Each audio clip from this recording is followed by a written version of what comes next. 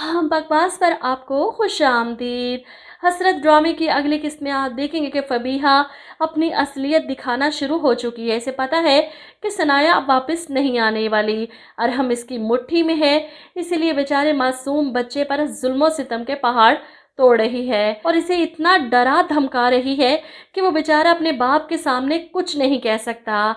ऐसे में स्कूल जाता है तो अपनी बहन हरीम को सब बताता है कि इसके साथ क्या हो रहा है उस घर में, जिस पर हरीम और हादी मिलकर प्लान करते हैं घर छोड़ने का।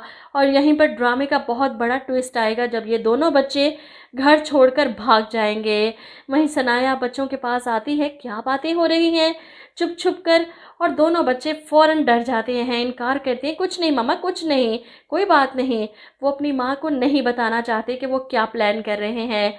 ऐसे में सनाया हादी से पूछती है बाबा नहीं आए तुम्हें लेने, जिस पर हादी इनकार करता है और सनाया को गुस्सा आ जाता है, दूसरी बीवी से फुर्सत मिलेगी तो आएगा ना। और पीछे से फबीहा सनाया की ये बात सुन लेती है। बच्चों के जहन में मेरे खिलाफ जहर भरने से बाज नहीं आएंगी आप, इतना सब कुछ हो गया आपके साथ लेकिन फिर भी अकल नहीं आई आपको, और हमको मुझसे दूर नहीं कर सकी, इसलिए बच्चों को बदगुमान करने की कोशिश कर रही हैं। वो हादी का हाथ पकड़ती है और उसे घसीटते हुए अपने साथ ले जाती है।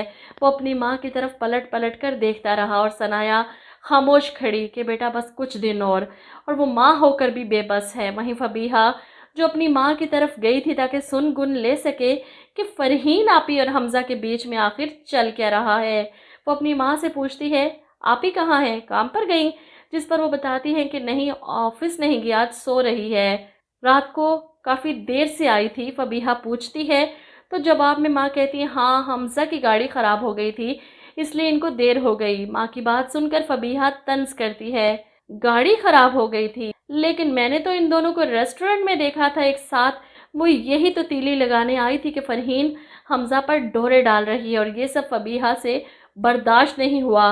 माँ को ख़बरदार करेगी क्योंकि फरहीन आपी की शादी के बारे में सोचें, सारी ज़िंदगी घर बिठा कर रखेंगी। और वहीं फरहीन जो दरवाजे के साथ लगकर खड़ी इसकी बातें सुन रही थी, गुस्से में आग बगूला हो जाती है कि तुम अपने घर को जाकर संभालो, मेरी फ़िक्र करने की ज़रूरत नहीं। हमज़ा के इनकार ने इसे बहुत दिल बर्दाश्त किया और ये सारा गुस्सा वो फबीहा पर निकालती है।